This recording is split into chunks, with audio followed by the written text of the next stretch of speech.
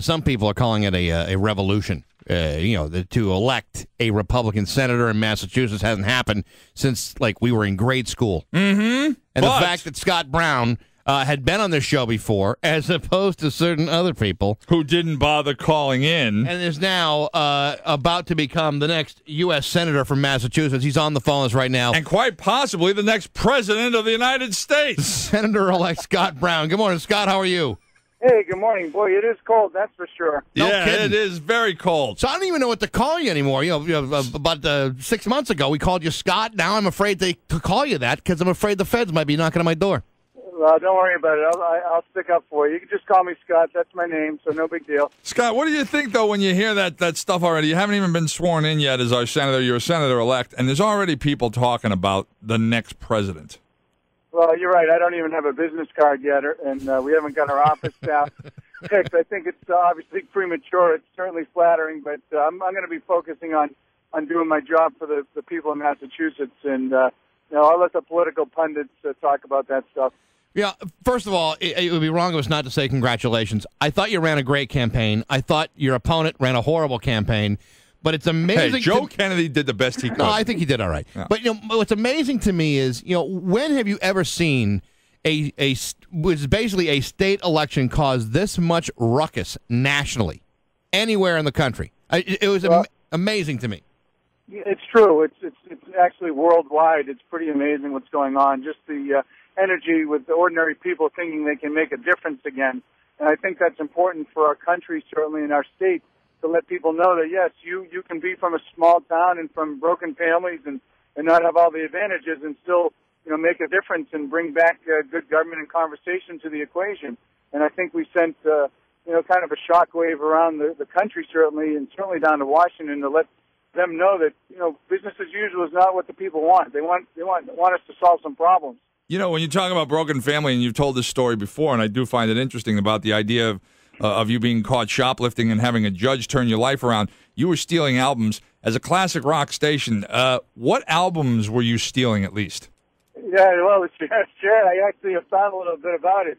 I remember the new Montrose albums that came out, and back in the day, it was Queen, it was Black Sabbath, Led Zeppelin, all the kind of. I used to listen to some kind of crazy music back then. Now, was that the Montrose album with Rock the Nation on it? Yeah, as a matter of fact, it was. Oh, well, then you can't be blamed then. No, that's a great good. album. You were stealing good albums. You should be absolved. Scott, I got to ask, was it after? Can I just jump back a minute? Yeah. I actually spoke to Judge Saul the other day. He actually reached out a couple of times, quietly, but after the election, we actually had a chance to talk and reflect. He said, I still remember you in there. You seemed like you had a lot of potential, and you seemed like a good kid down inside, and I took a chance, and I'm glad I did. It was really a very nice moment, one of the better moments out of the campaign to come out of it. And then the judge said, and the truth is, Scott, that was the last great album that Sammy Hagar was ever on. Sounds like somebody's trying to line himself up for a Supreme Court nominee. Did you get home, or did it even go that far before your wife and daughters were ready to rip your head off over the "My daughters are available" line? Well, I don't know if you saw the actual clip and really watched it. That's who I am. I mean, look at us now. We're having fun. We're having some laughs, and I have to be honest with you. I think people are a little bit too uptight, not only around here but in Washington, and you have to have a sense of humor about yourself and about your family, and we are very, very close knit. And you could see they didn't. As Ayla said, she was reading the teleprompter, and she's like, marching along. Oh, this is a nice speech, and then all of a sudden I go off script, and that's when people say, uh-oh.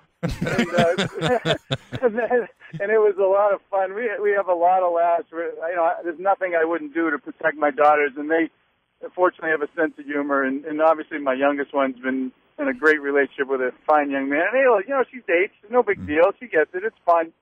So, what's it been like since the election? Last night you're on Leno. I saw a photo opportunity you had with Harry Reid earlier this week. I mean, what's the reaction been to you for people in Washington? I mean, are Democrats and Republicans kind of giving you a fair shake, or are you getting some criticism yet?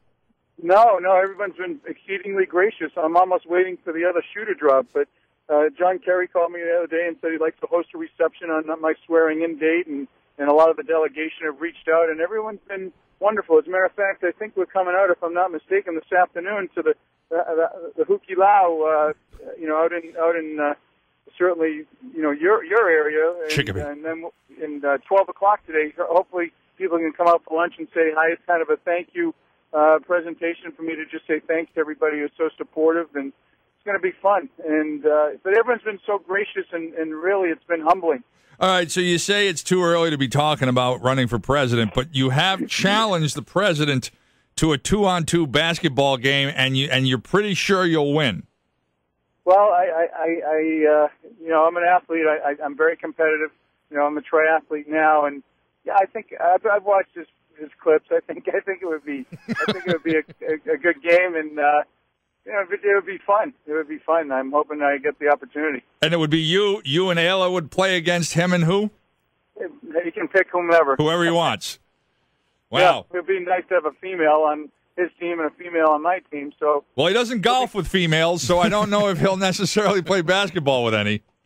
Yeah, it'll be fun. Like I said, when I spoke to him, I said, you have to have a sense of humor, Mr. President, because I also asked him if he'd like to see the truck when I bring it down, and he kind of got a kick out of that too. So, I mean, you're about to go in. No one seems to be holding it up at all. It's looking like this is going to be a pretty easy transition for you.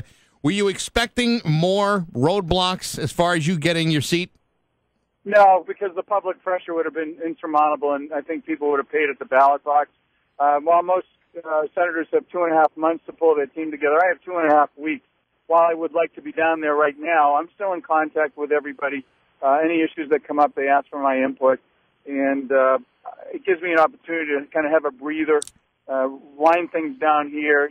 Look at getting some staff picked, so we're not fumbling and bumbling, that we're up and running. Our Boston staff is already picked. We're looking at trying to spread out and do some more regional offices, but we have to just see what the budgeting is, what they're allowing us to do. So it's been very, very exciting, and I'm so thankful for the support out in the Springfield area. Do you think that not knowing Kurt Schilling played for the Red Sox, or not knowing the truth behind Afghanistan, or not taking a few days off in December would have made any difference, or do you believe you would have beaten Martha Coakley even if she had done all those things properly?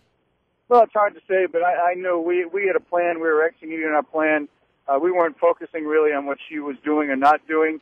But the election's over. I've kind of moved on. It's nice to have the political pundits kind of discuss. He could have beaten this person, that person could have beaten him, and now you have a lot of kind of Monday morning quarterbacks saying, "Well, if so and so was in the race, he would have trounced Brown." Oh, I'm surprised Brown didn't win by more. The fact that I won it all is earth-shattering. Now they're saying I didn't win by enough. So you can't win. So I'm not going to worry about it. In fact, even Joe Kennedy, the real Joe Kennedy, is saying now that he wishes he had been in the race. Well, that's whatever. Yeah.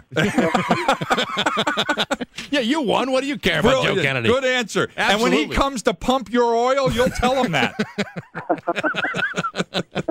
Scott Brown, we appreciate you calling. I hope this is not the last time we get a chance to speak to you. No, please. You guys were there in the beginning, and I have a very, very long memory, and I'd love to come on anytime. And just you need to reach out as well when you feel it's appropriate. I don't want to bother anybody, but I'd like to make it at least a monthly or bi-monthly update, letting people know what's going on. You're right. Scott Brown's an international sensation. It really would be a bother to talk to you on a regular basis. Yeah, but I think that long memory thing is going to bite us in the ass someday. Yeah, well, you'd be surprised. I know who I am and where I came from, and that's not going to change. Great, Scott. Well, in that case, we look forward to talking to you again soon.